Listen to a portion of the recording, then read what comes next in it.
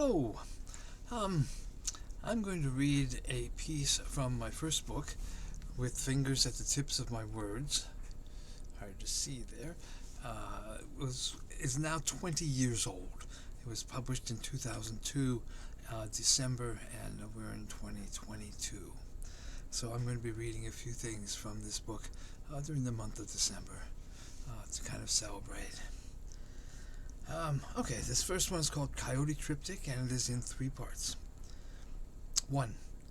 Badger Pass, Yosemite National Park. Coyote ambles down the slope toward the road. Walking high atop 6 feet of snow, we see each other and both stop. The big red vehicle does not intimidate him, nor the 2 gawking men inside. He walks across the road, stops on the other side, and turns to look at us, sizing us up like a seasoned panhandler, assessing the possibilities, deciding whether we're worth the effort. The window slides down, and ranger rules fall faster than the slices of salami and bread onto the snow. Coyote doesn't hesitate, heads right over. He's encountered our kind before. He's conversed with domesticated cousins. This coyote knows the score. Tail tucked humbly between his legs, he plays the game of pitiful critter, milks it for all he can get. When the food stops flying out of the truck, he bounds off into the whitewashed woods, a smile playing across his muzzle. 2. Petrolia, California. Nailed to the tall fence post at the bottom of a long dirt driveway, the coyote, who was not quite fast enough, bears his belly to the road.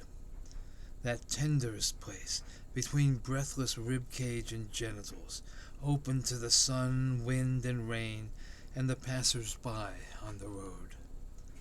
The Christ analogy is inescapable, though this wild dog is not crossed, nailed, one through the 2 forepaws stretched above his head, and one through the 2 rear. He is laid out, an anatomy lesson about to begin, a vertical autopsy.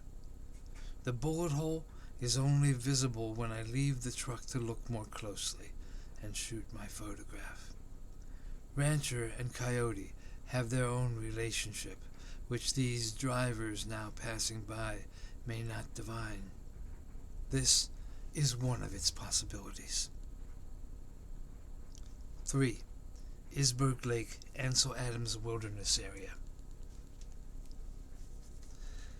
Camping at over 9,200 feet, awake in the middle of the cold night to pee.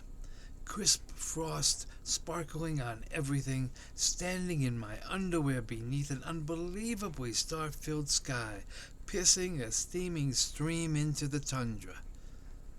I hear a chorus of coyotes' howls, echoing off the mountains and ridges, the voice of wordless longing. One coyote first, his call echoing off the ragged curves of the mountains and ridges.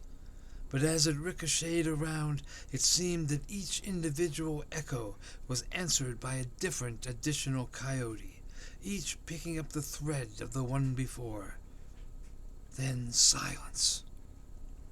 Then all of them at once, howling madly, and no way of telling direction, as the howls and their echoes weave in and out of each other, crisscrossing the peaks and ridges, threading an aural God's eye across immense space before fading away.